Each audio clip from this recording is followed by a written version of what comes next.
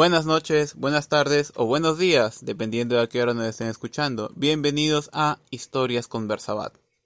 El día de hoy hablaremos sobre una heroína peruana que no ha recibido la atención que merece de parte de nuestra historiografía. Hablaremos sobre Madeleine Truel. Madeleine fue la hermana menor de los 8 hijos que tuvo la pareja francesa de Alexandre León y Marguerite Larabour. Nació en Lima un 28 de agosto de 1904. Su padre era bombero voluntario y también dueño de una ferretería, mientras su madre era ama de casa. En su hogar, Madeleine habló hablar tanto el francés como el español y desarrolló un gran amor por la cultura peruana, manifestándose en su gusto por la música criolla, por la comida y por la fe católica que le habían inculcado sus padres. Lamentablemente, estos fallecerían antes de que ella cumpliese 20 años. La madre de una enfermedad repentina y el padre producto de una infección de una herida en la pierna que recibió mientras ejercía su labor como bombero. Debido a la pérdida de sus padres, los hermanos Truel decidieron regresar a Francia. Allí, Madeleine estudió filosofía en la Universidad de la Sorbona y consiguió un empleo como asistente administrativa en el Banco Bilbao Español. Destacaba porque a sus amigos del trabajo siempre les contaba anécdotas de su vida en el Perú, el cual siempre llevó en su corazón, aparte de las tradiciones y cocinar los platos típicos del país que ella tanto había amado y en el que había pasado sus primeros años de vida. En junio de 1940, las fuerzas alemanas invaden París. Rápidamente el gobierno oficial se rinde y se forman varios focos de resistencia, uno de ellos en las colonias francesas que estaban en África y en Asia, otro por el Ejército Libre, que era un grupo de soldados que lucharon desde otros países de Europa, y otro dentro de la Francia ocupada, un grupo llamado La Resistencia. Madeleine, que ya por ese entonces cumplía 32 años, decidió unirse a este grupo de rebeldes, teniendo en sus manos la importante labor de falsificar documentos. Esto servía para especialmente haciendo pasaportes para los judíos prófugos, también para falsificar actas de bautismo en la cual los judíos podían presentarse como católicos y poder escapar. Además, también falsificaba pasaportes para los soldados aliados que aterrizaban en paracaídas. Con esto, Madeleine demuestra que no solo la fuerza de las armas es importante para la guerra, sino también la de la astucia, y que no solo es valiente aquel que empuña un fusil, sino que también con una pluma podemos luchar por la libertad y lo que es justo. Tras 2 años, en 1942, Madeleine fue atropellada por un camión del ejército nazi. Sufrió varias fracturas en el cráneo y en las piernas. Aunque logró salir del hospital, le acompañaría una cojera durante el resto de su vida. En 1943 publicó un libro llamado El niño en el metro. En el libro se narra la historia de un niño que viaja por las estaciones del metro de París en la década de 1920. Madeleine escribió la historia y su hermana Lucha se encargó de hacer las ilustraciones. Este libro estaba dedicado a Pascal, el hijo de unos amigos judíos que vivían en el piso superior del departamento donde se hospedaba Madeleine. Esto ya nos demostraba el gran compromiso que sentía Madeleine por el pueblo judío y también su preocupación por los mismos, y la valentía que tenía en una Francia ocupada por una Alemania nazi, donde se perseguía a los judíos, dedicarle un libro a uno de ellos. Madeleine fue apresada un 19 de junio de 1944, justo cuando se dirigía a uno de los escondites de la resistencia para recoger tinta y poder seguir con las falsificaciones de documentos. Madeleine fue apresada por la SS, que recordemos era la oficina de los nazis que perseguían a los judíos y a los que colaboraban con ellos. Los que no tienen mucha idea posiblemente recuerden a ellos a Hans Landa de Bastardos sin Gloria. Bueno, esta fue la clase de tipos que apresaron y torturaron a Madeleine, interrogándola por el resto de sus compañeros.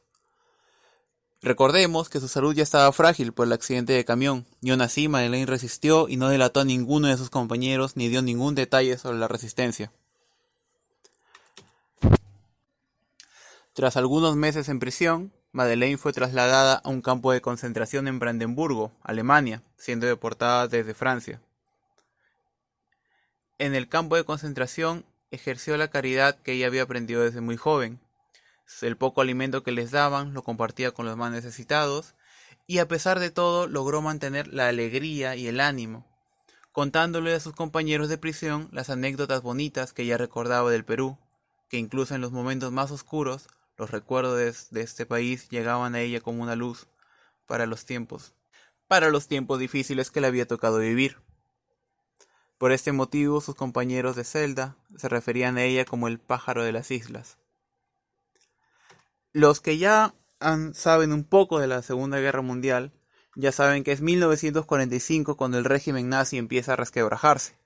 El ejército soviético ya había empezado su contraavance por Oriente y el ejército norteamericano por Occidente.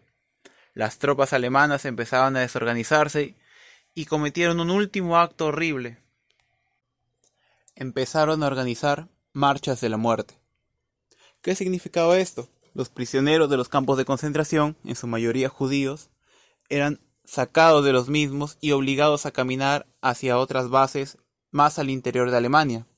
El objetivo era ocultar los crímenes, ocultar la barbarie que se había vivido en esos campos de concentración. En el campo de Brandenburgo, donde estaba Madeleine, la marcha de la muerte comenzó un 22 de abril. Tenían que caminar hacia la provincia de Lübeck, que estaba ubicada a más de 200 kilómetros de distancia. Recordemos por favor que la mayoría de los prisioneros estaban exhaustos por la desnutrición, por las inclemencias del tiempo y por los abusos que habían sufrido, así que muchos de ellos fueron muriendo a lo largo del camino. Y los que podían avanzar lo hacían lentamente, entre dolores y amenazas. Era común que los soldados alemanes empezaran a golpear a los prisioneros que se quedaban rezagados, entre los cuales estaba Madeleine, que recordemos ya tenía 40 años, tenía su cojera por el accidente de camión y aparte de haber sufrido todas las inclemencias de los demás prisioneros. Madeleine fue golpeada por un soldado con una vara de acero y perdió el conocimiento. Los soldados nazis, al ver que los soviéticos se acercaban, abandonaron al grupo de prisioneros, se internaron en el bosque y se arrancaron su uniforme para pasar desapercibidos. Los otros presos rodearon a Madeleine, que había perdido el conocimiento, y trataron de llevarle una camilla improvisada, pero no apenas si podían cargarla por el cansancio. Cuando llegaron a un pequeño pueblo alemán llamado Stolpe, Madeleine despertó con un fuerte dolor de cabeza y fiebre muy alta, y a las pocas horas falleció. Sus amigos que le acompañaron hasta su tumba, sabiendo que Madeleine había sido una católica devota hasta el final de sus días, buscaron a un sacerdote para que le pronunciara las oraciones fúnebres, y antes de ser enterrada, una de sus compañeras se quitó el brazalete de la estrella de David con el que marcaban a los judíos y se lo amarró en la muñeca, para que todos sepan que Madeleine también había sido una víctima del régimen nazi. Otro compañero colocó sobre su pecho geranios rojos y blancos, en homenaje a aquel Perú que ella nunca había olvidado y cuyos recuerdos y anécdotas habían alegrado tantas veces los días grises de sus compañeros. El fallecimiento de Madeleine fue un 3 de mayo de 1945, tan solo a 5 días antes de la rendición de Alemania y el fin del Holocausto. Quizás si los nazis no hubieran hecho su marcha de la muerte a tiempo, quizás si los soviéticos hubieran llegado antes, tal vez podríamos haber contado con su testimonio y su biografía de primera mano. Pero el destino sabe por qué hace las cosas. O tal vez no, tal vez somos nosotros los que le damos un sentido. Fue a fines de 1946 cuando un sobreviviente del campo de concentración de Brandenburgo, quien conoció de cerca y hasta el final de sus días a Madeleine, escribió un artículo sobre su vida en un diario francés.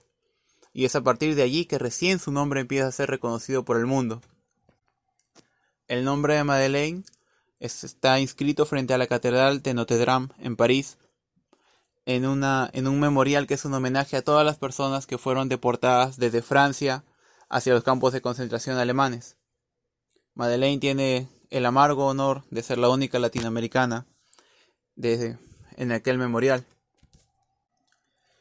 Luego tenemos como legado suyo un libro escrito por el periodista Hugo Coya llamado Estación Final, donde se narra en un capítulo de los peruanos que estuvieron en campos de concentración la vida y muerte de Madeleine. Este capítulo, a su vez, inspiró un video documental llamado Madeleine Truel, la heroína peruana de la Segunda Guerra Mundial. Lamentablemente, esta es una historia casi olvidada. Cuando suelen hablarnos a los peruanos de la Segunda Guerra Mundial, pensamos en alemanes y en héroes estadounidenses y británicos y extranjeros en general. Solemos desconocer nuestro rol dentro de la misma y por lo tanto también el heroísmo de nuestros compatriotas que de una forma u otra pusieron su vida para luchar contra el régimen nazi. Esperemos que la historia de Madeleine sea más reconocida y reciba el reconocimiento que ella merece. Buenas noches, gracias por escuchar. Recuerden que estamos en diversas plataformas, Spotify, YouTube, en Twitter pueden hacerme llegar sugerencias, por Instagram también. Muchas gracias. Y no olviden que contra la tiranía también se puede luchar con lápices y con plumas. Y que solo nuestra atención y nuestro estudio puede rescatar a tantos héroes anónimos que ahora mismo descansan en el olvido. Gracias.